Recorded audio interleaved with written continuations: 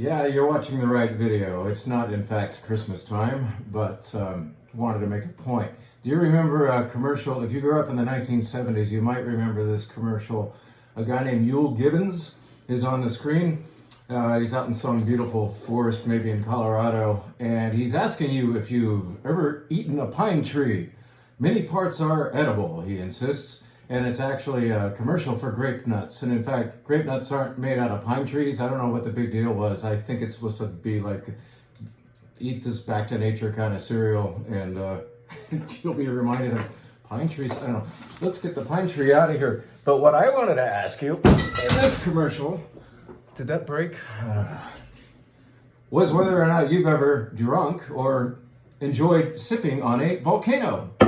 And in fact, you may this weekend. This is one of the wines we're putting on our wine bar menu. It's going to be the rosé of the week, and it is grown on a volcano, an active volcano called Mount Etna down in Sicily, Italia. So this is made of 100% Nerello Mascalese, and it's very refreshing, and I'm going to make sure, because we do this for you. Ever drink a volcano? Many parts are gulpable. I'll work on my line. But thank you, Yule Gibbons, for the inspiration. This color is a little bit different for rosé, isn't it? It's a little more coppery yellow pink. It's just unusual already. And I'm smelling a volcano, perhaps. It's a little bit smoky. It's a lower amount of obvious fruit. This isn't the strawberry cherry thing you might enjoy from Provence. It's a little more vacant. It's refreshing. It smells more minerally, perhaps. And that just is actually what happens frequently when you have wine grown in volcanic soils, and particularly where volcanoes recently blew up, like out there in the Canary Islands and here, Mount Etna, and so on. It's very delicate, a vague sense of citrus, but everything about this wine is more vague than some of the more obvious rosés, including the Tavel we told you about last week.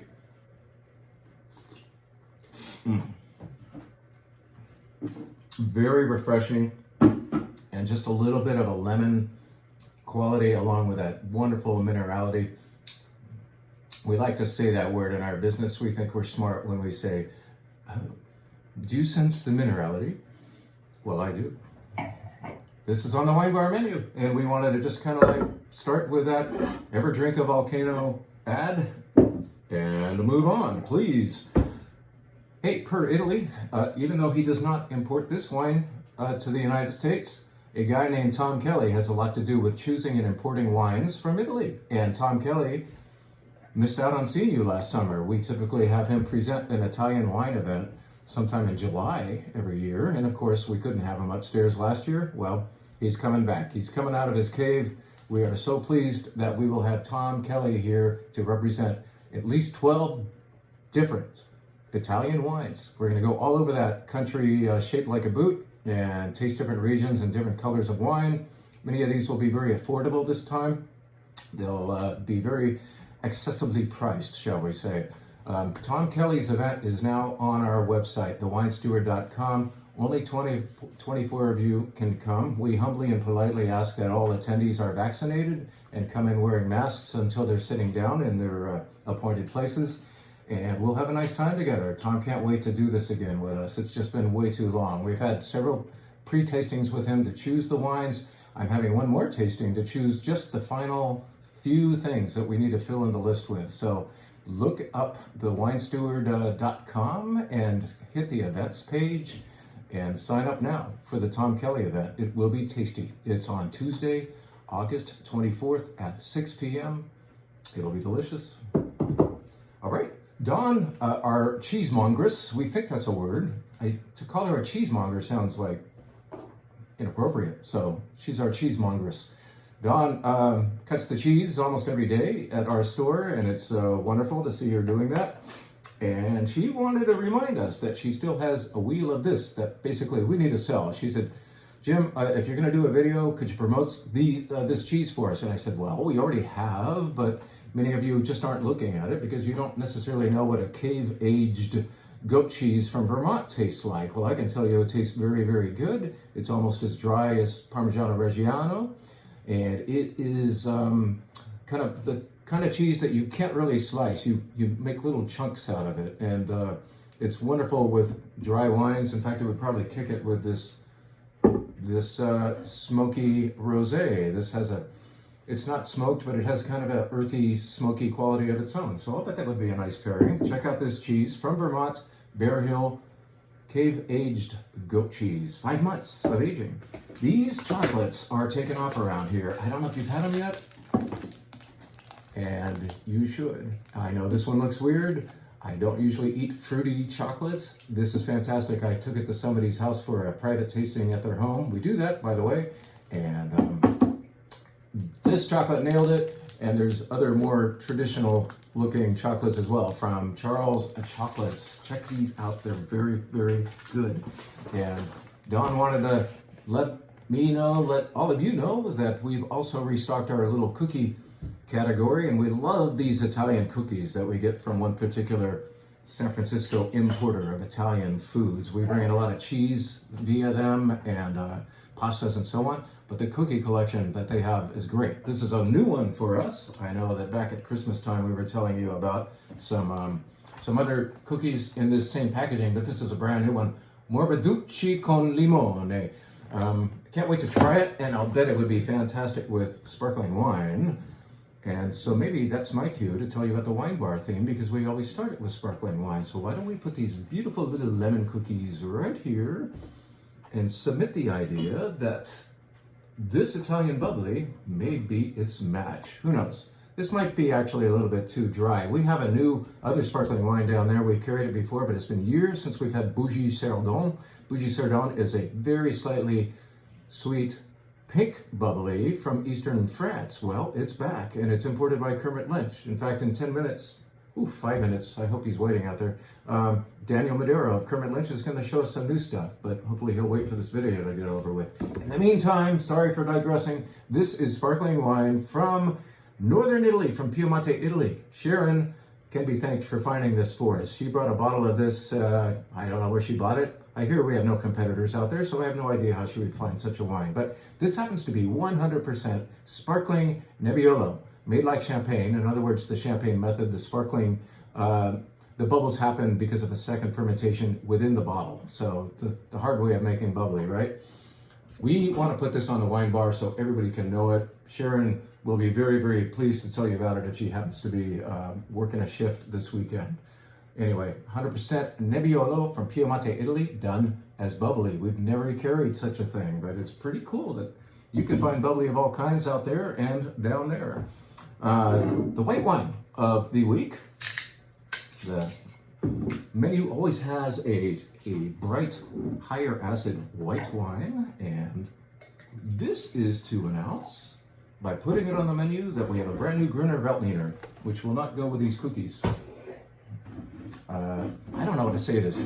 Nigel? I don't speak German, I'm sorry, but I do know that Freiheit down here means freedom, and it's just a nickname for this particular Gruner Veltliner. Have you had Gruner before?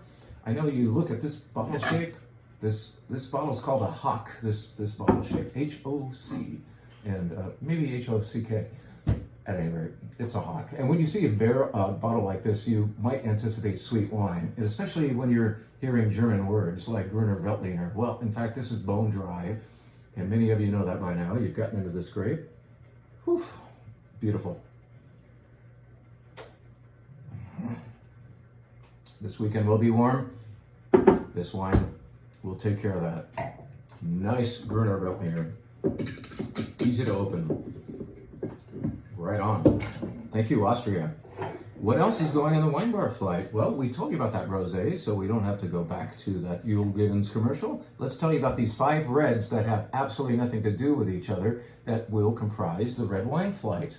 We will probably start with Melville Pinot Noir from Sideways Country, which reminds me, we really need to do the Sideways Country event pretty soon here. So anticipate seeing such a thing advertised for this fall sometime. A sit-down event which highlights Santa Barbara County wines. Melville is a place that we send a lot of people to because they actually do have a tasting room, not in some door-to-door downtown setting, but out there in the wine country, which is kind of hard to find a situation like that in Santa Barbara County. Melville, it's a good visit. beautiful, beautiful Pinot Noirs and other wines from there. And the Melville creed is we will never have a new barrel in our winery. They have barrels, but they're all used, and so they're not conferring a lot of over-the-top woody flavors to the wines. They really want the fruit and the place to have the say, and Melville does that so well year after year with this gorgeous Pinot Noir. So that'll be wine number 1 on the flight. Perhaps wine number 2 will be this guy here. This is actually going in our wine club this month as well, and this is Albares de Toledo Mencía. It's the Mencía grape. We don't talk much about it, but Mencía is grown up in Galicia, Spain, up in the northwest, kind of near where they grow Albarino, and right where they also grow a white grape called Godeo, which reminds me, we need to find you a good Godeo. I like that wine. At any rate, this Mencía is doing better than most Mencías for the consumer in that it's friendlier, it's darker, it's got body and richness, and it's not reductive, it's not stinky. This is delicious, dark wine that was actually on the top 100 list for the wine enthusiast, and I can't believe we were able to squeeze it into your Tuesday night wine club, the least expensive club. But we're also squeezing it onto the wine bar menu. That will probably be the second wine. What will be number 3 is this Chateauneuf de Pape, Saint-Galais. It's not the most profound or the most expensive Chateauneuf de Pape we carry, but it's easy to drink now, it's friendly, the price is friendly for the category. Saint-Galais, Chateauneuf de Pape, on the flight, where none of the wines have anything to do with each other. What else should we try? Let's announce that we only have about 8 cases left of this wine. You guys are just killing that stack of wine downstairs. Many of you have bought 6 bottles, gone home and drunk them, and come back for more of this wine for which we are exclusive. We bought 1 barrel of Tempranillo Gran Reserva from our friend Adam Webb. It says on the back, exclusively bottled for the Wine Steward, Pleasanton, California. And you are loving this Tempranillo, which spent over 5 freaking years in oversized, used American oak. That didn't make it more oaky necessarily, it just made it more suave and supple and mellow. This is nice Tempranillo. This is your warning. The stack is getting shorter and shorter every day. Get into it.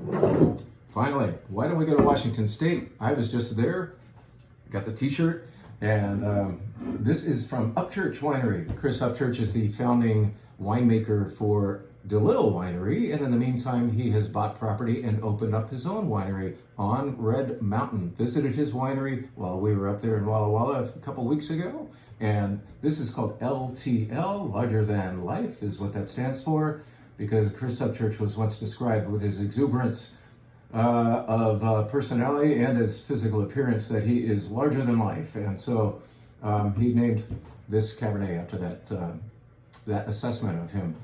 This is, in fact, Red Mountain Cabernet. We love what happens on Red Mountain. It used to be the smallest appellation in Washington State. That distinction has been passed on like a baton now to Candy Mountain. It's a new appellation very near Red Mountain.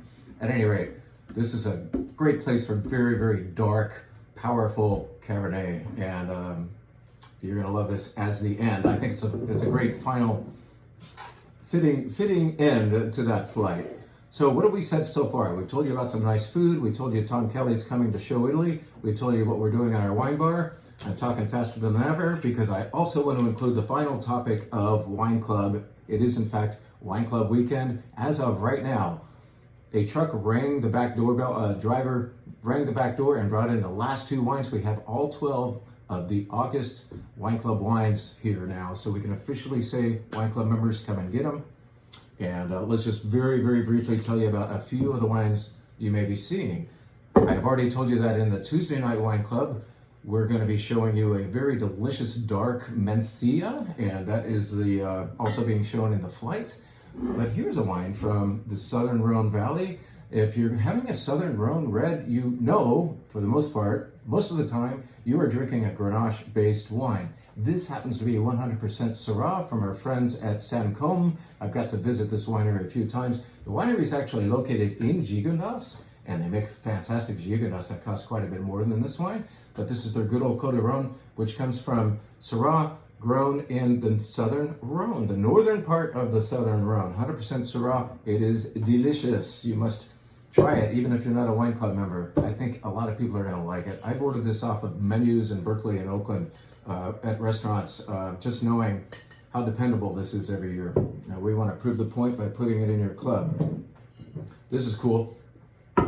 This is a rather uniquely shaped bottle, and it is made with 100% Cabernet Franc from Bordeaux, from the right bank of Bordeaux. It's Lalande Pomerol or Lussac-Saint-Emilion. I think it's Lussac-Saint-Emilion. At any rate, those wines are usually based on Merlot, might have a little bit of Cab Franc in them. This is 100% Cabernet Franc, aged not in barrel for once. Bordeaux loves its barrels. The Bordeaux varieties are typically put in the barrel. This spent all of its aging time in amphora. That's a clay vessel, and confers just a little bit of structure to the wine. And of course, there's no oak. Cab Franc gets to have its say. This is pure stuff. That's going to the world-class wine club. I bought a little bit of extra of this, so the rest of you can access some as well. How about this? This label's kind of stained up, I'm sorry, but this is the one that we've been working on to make sure we wanted to put it in the club. This is a Barbera from, where else? Washington State.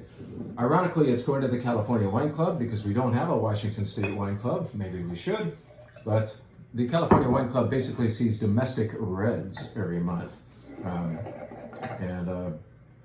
We are more and more often accessing Washington State wines for that club because of their value. This is made by another larger-than-life dude named Charles Smith, who must make, along with his highly trained staff, gosh, I think about 5 dozen different wines every year. This is Barbera from Washington State. Whew, fragrant as heck. Barbera should always smell so pretty, and this one does. It's juicy, it's friendly, perfumey in the mouth. This is good wine. We've done other wines from Casa Smith in the club before, and here comes Barbera. You're gonna love it. There's one more wine to tell you about, and lo and behold, it's from Washington State. Lo and behold, it's from Red Mountain, Washington State. And don't you assume that because it's pouring like that we're pouring, giving the Red Collector Club members yet another Cabernet Sauvignon. For once, we are not. I gotta put the old glasses on one more time and tell you what's in here. We're kind of messing with your heads. I know I could get in trouble for this. You anticipate getting great Cabernets and such, like Cabernet blends, in that Red Collector Club every month. Well, I've gone off the deep end. This is 32% Touriga Nacional, 20% Cabernet Sauvignon, so there's a little bit. 14 Syrah, 13 Grenache, 12% Tinta Cal, 5% Suzal, 4% Senso. So I think if I do my math right, there's more Portuguese varieties in here than there are of anything else. What is that? 6 different grapes? 1, 2, 3, 4, 5, 6, 7 different varieties, but all grown on Red Mountain. Isn't that cool? This place, which is like a bastion of Cabernet, for Cabernet, is making or growing other cool things too. I swear, if you smell this and don't know that you're having that blend, you're going to be very happy. You Red Collector Club members, I bought this for you because it fits your flavor profile. You're going to get around, you're going to get over or under whatever that grape list that might look intimidating and weird, and you're going to love what happens here in a wine from The Walls. The Walls Winery is in Walla Walla, which is about an hour's drive east of Red Mountain. The Walls is a winery named after the federal penitentiary in Walla Walla, nicknamed The Walls, and it is making fantastic wines, especially from Red Mountain and from a totally different place called the Rocks District, which, believe it or not, it's within Walla Walla, the AVA, but it's right over the border into Oregon, and it looks a lot like Chateauneuf-du-Pape. If you saw my Facebook post about it, a photograph from there revealed that it looks very, very much like Chateauneuf-du-Pape with these big galets relais, the big stones covering the vineyards. You don't see dirt. All you see are these monster rocks hanging around that the vines are growing out of. At any rate, that's what The Walls works with. Those 2 prime areas. This is the Red Mountain stuff.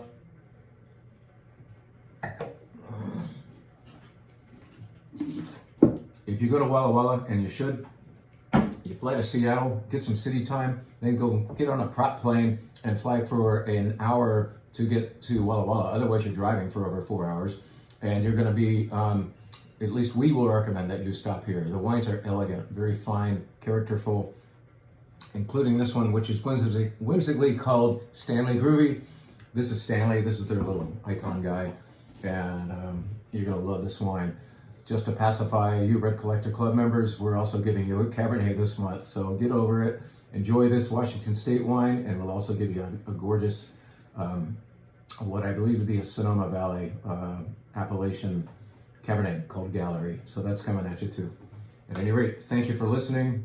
We hope we just see you at our wine bar. We hope you'll sign up for Tom Kelly's event. We can always hope. Thank you, and have you ever drunk a volcano? Many parts are drinkable, including this part.